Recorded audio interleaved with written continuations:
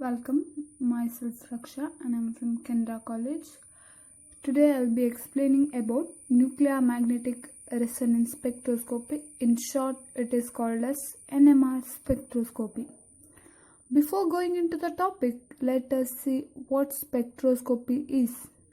Spectroscopy is generally defined as area of science concerned with absorption, emission, and scattering of electromagnetic radiation by atoms and molecules which may be in solid, liquid, or gaseous phase. In short, spectroscopy can be defined as interaction between two particles, that is light and matter, and it includes three main phenomena, that is absorption, emission, and scattering. There are different types of spectroscopy. They may be UV, or that is ultraviolet, infrared, atomic, NMR, and so on. My topic is NMR spectroscopy. So let us see what NMR spectroscopy is and how it is useful. NMR spectroscopy is an analytical chemistry technique used in quality control and research for determining content, purity of a sample, as well as its molecular structure. So, NMR spectroscopy helps to determine content, purity, and its molecular structure. These three are the main things on which NMR focuses. So, there may be a question that how we can know whether it is of an NMR spectrum or not. So, if the waves or the spectrum is of in this region, that is 3 into 10 to the power 6 to 10 to the power 10, then it comes under NMR. Absorption of radio waves. This is the main thing, that is the radio waves. If the radio waves are absorbed in the presence of a magnetic field, then it results in NMR spectrum. Other than finding the content, purity, and the molecular structure, NMR also focuses on the identification of organic compound. Let us see the instrumentation in NMR.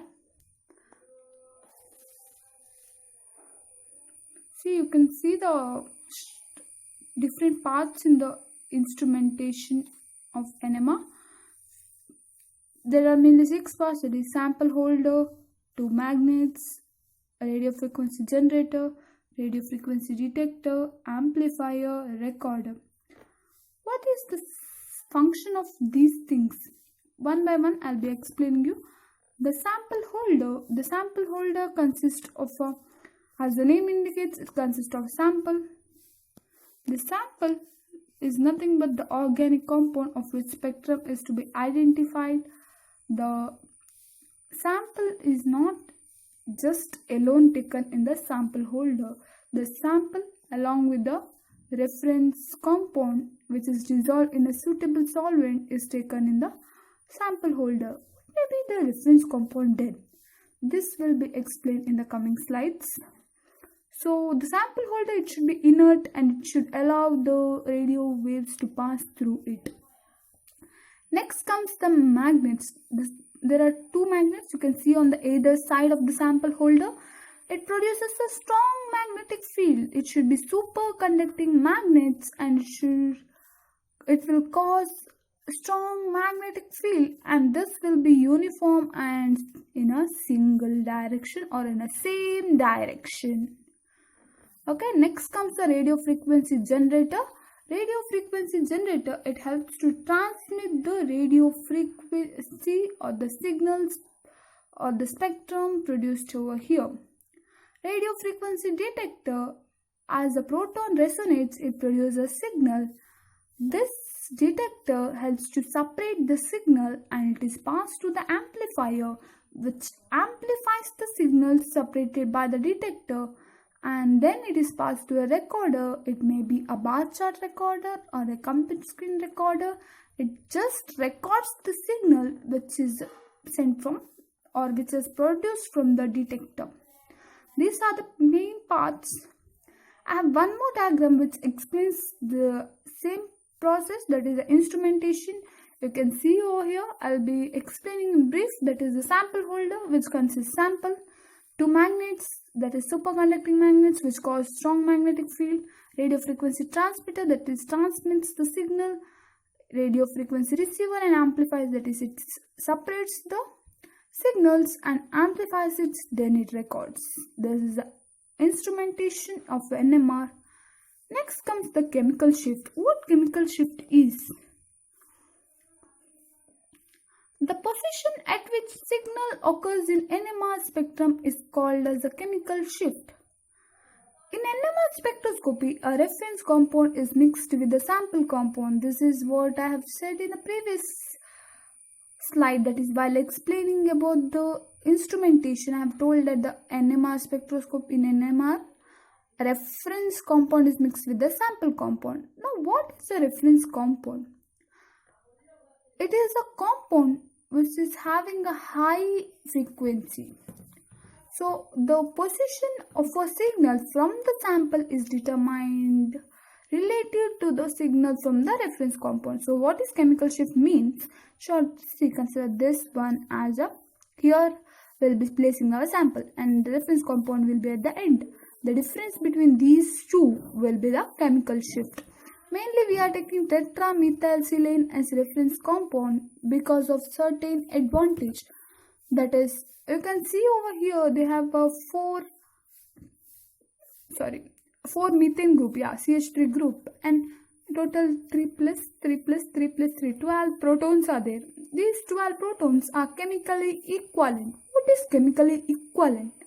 See, the hydrogen which is attached here, 3 hydrogen is attached to carbon, which is in turn attached to a silicon, which is in turn attached to 3 CH3 group. Similarly, this hydrogen will also be similar, that is these 3 hydrogen attached to carbon, which is in turn attached to a silicon, which is in turn attached to 3 CH3 group. Similarly, both these 2 carbons. So all the 4 methane group along with the 12 protons will be equivalent, so they produce a single signal. This is the main reason for using tetramethylsilane or TMS as reference. Then it is, as I told, while taking in the sample holder, the sample along with reference is dissolved in a suitable solvent. That is, this TMS will be soluble in most of the solvents. Then it is highly volatile. TMS is highly volatile, it is inert. All these characters makes TMS suitable as a reference compound. Next comes the number of signals in NMR. The proton present in the same environment are called chemically equivalent proton. That is what I have explained here. That is, these 12 protons are chemically equivalent. So a set of chemically equivalent protons produces a signal. Here I have told that these 12 protons produces a single signal because it is chemically equivalent. Similarly, let us take example CH3 CH2 OH. This is what I have written in brief. See, CH3, this is the CH3 group, CH2 and OH. You can see these 3 hydrogen I have marked here in blank, that is A, B, C. This A groups, that is the 3 hydrogens will be equal. So they will, because this hydrogen attached to a carbon, which in turn attached to a CH2 group and OH. Similarly, this hydrogen and this hydrogen. So these 3 hydrogens are equal. So we have marked this A. For our understanding, I have marked so. Next comes the CH2 group. Here you can see the 2 hydrogen. Let us consider this hydrogen. It is attached to a carbon, which is in turn attached to a CH3 group as well as a OH. Similarly, this hydrogen. So these 2 are marked as B. Next comes the OH, so marked as a C. So totally 3 sets of chemically equivalent protons. That word is very important, chemically equivalent protons.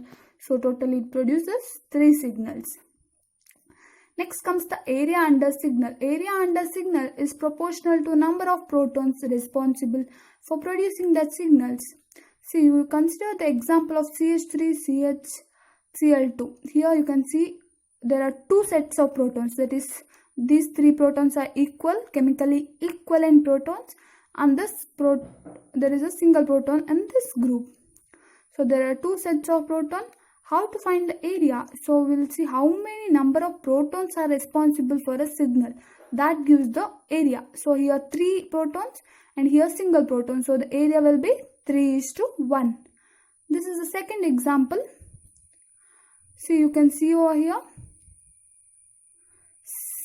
I marked A, B, C for our understanding. That is this one group. This proton is chemically equivalent. These 2 protons and these 9 protons are chemically equivalent. You can check over it again. That is CH3, which is attached to CO, here CH3, here CH3. So these 3 are equal. Similarly, these 2 are equal. So it produces, so A and B. So 2:9 protons. This will be the area. Very simple. That is how many number of protons are responsible for producing a single signal. That gives the area. Easy concepts. Next comes the splitting of signals. The interaction of proton producing the signal with the proton in the neighboring group may cause the splitting of signal in the NMR spectrum. This is called spin-spin coupling. Splitting of signal is also called a spin-spin coupling. The definition will be slightly confusing, but it is an easy concept. Whatever the peaks you can see over this is called a spin multiplicity. Splitting of signals means the influence of the neighboring protons will produce the signal. That is, whatever the signals you can see over here is due to the presence of a neighboring proton. So the multiplicity of signal, that is number of peaks whatever you can see in the signal, can be obtained using n+1 rule. What is n then? N is chemically equivalent protons in the neighboring group. I'll explain with the example. You can consider the bromoethane as an example. You can see there are 2 sets of chemically equivalent protons as I've explained in the previous cases. See, now we'll find how many signals does the CH2 group produce. So I have told the peaks number depend upon the neighboring proton. So neighboring proton, there are 3 protons.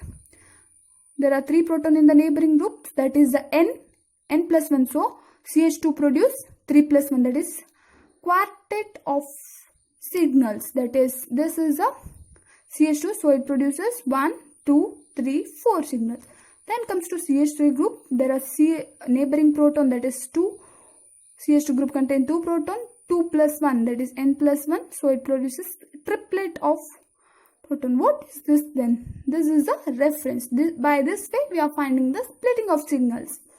Next, let us finalize by knowing the advantages of NMR. What is the advantage of NMR? A very small amount of compound is sufficient to produce a signal.